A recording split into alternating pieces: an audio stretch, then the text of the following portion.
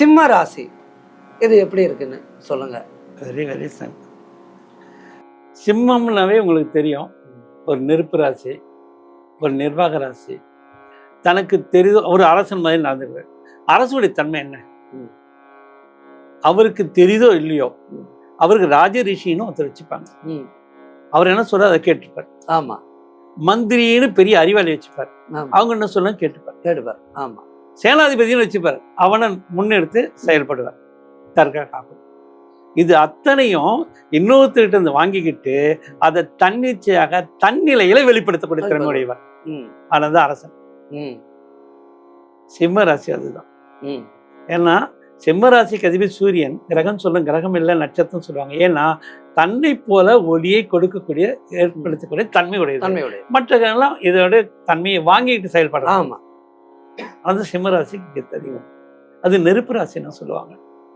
நெருப்பு ராசினாவே ஏற்கனவே நான் சொன்ன பிரகாரம் தன்னை போல பத்தக்கூடிய தன்மை கிடையாது. ஆமா. யாருன்னா தூண்டி விட்டாதான் பத்த முடியும். ஆமா. வேற எதனா பொருள் கிடைச்சாதான் பத்த முடியும். இப்ப ராஜான்னு சொல்லும் போது கூட நான் சொன்னேனே, ரிஷி அல்லது சேனாதிபதி அல்லது மந்திரி இவர்களை வைத்துதான் அவர்கள் நிர்வாகத்தை கௌரவத்தோடு செய்யக்கூடிய தன்மை உண்டு.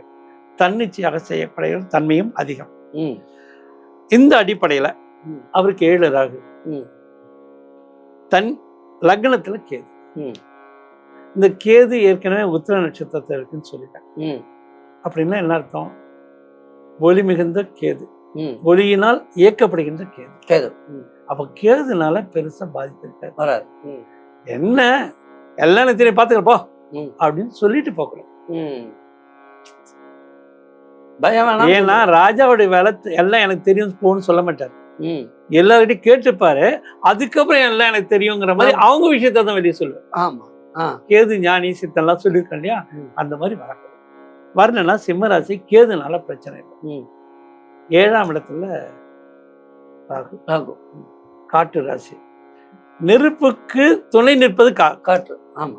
காற்று வேகமா அடிச்சாதான் நெருப்பு பரவும். ஆக காற்று இல்லைன்னா நெருப்பு பரவும். அப்ப நல்லா இருக்கு. ஆனா அது இருக்கிறது பகை வீடு. பகை வீடு.